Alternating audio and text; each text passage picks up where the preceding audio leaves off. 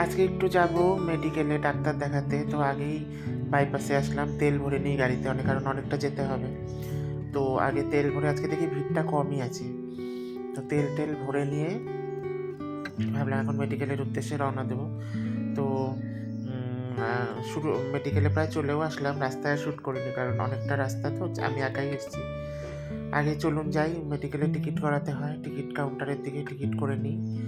আমি এমডি দেখাবো, বৃহস্পতিবার করে এমডি বসে, ভালো খুব ভিড়ও হয় তার জন্য। তো মোটামুটি আমার দেখানোও শেষ।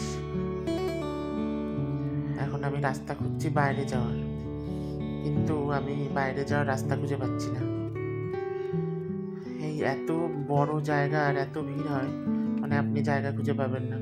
ওই সামনে দিয়ে আছে সিটি স্ক্যানের রাস্তা, ওই দিক দিয়ে বেরোতে হবে।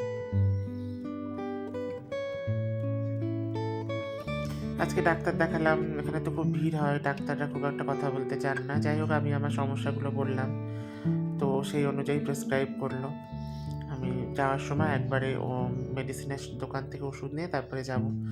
1 মাস পরে আবার চেক আপে আসতে বললো। আমি মূলত আমার হাই প্রেশারের জন্য আসি দেখাতে।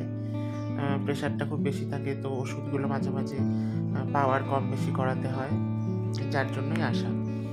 তো যাই হোক, মোটামুটি দেখালাম বললো যে ওষুধগুলো খেতে কন্টিনিউ করতে। তো কন্টিনিউ করি, দেখি কি ইসে হয়। এখান থেকে ভালোই ওষুধ দেয় এইসবে। টেস্ট ফেস্ট করতে তো বলেনি, দরকার হলে হয়তো বলতো। আমি ভেবেছিলাম হয়তো টেস্ট করতে বলতে পারে, বলেনি। এর আগের দিন কৌশিকের মাকে নিয়ে এসেছিলাম, ওর মার চেক আপ ছিল ব্রেন স্ট্রোকের পরে। তো সেদিনই ভাবছিলাম দেখাবো, কিন্তু একবার আমি লাইনে দাঁড়াচ্ছি আর একবার কৌশিক দাঁড়াচ্ছে, তো সেই জন্য আর সেদিন দেখানো হয়ে ওঠেনি। সেদিন দেখালে ভালো হতো, আবার আরেকবার আসতে হতো না। বাড়ির থেকে অনেকটা দূর, তো আসতে প্রচুর টাইমও লাগে।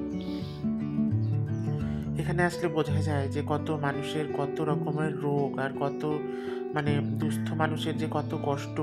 যদি এখানে অনেক সুযোগ সুবিধা আছে, প্রচুর সুবিধে আছে, কিন্তু এত বড় জায়গা আর এত লোকজন, জনগণের সমাগম, যে সেখানে ঠাঁই পাওয়াই মুশকিলের ব্যাপার আর কি।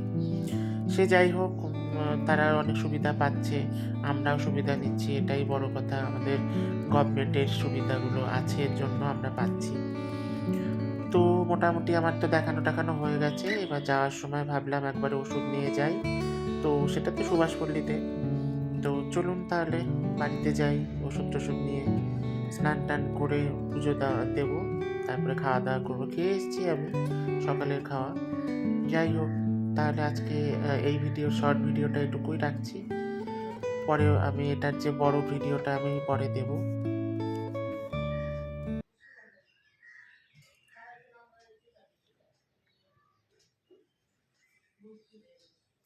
আমি তো অ্যাক্টিভা নিয়ে আসছি, আর টোটোওয়ালাগুলো আমাকে বলছে যাবেন না কি।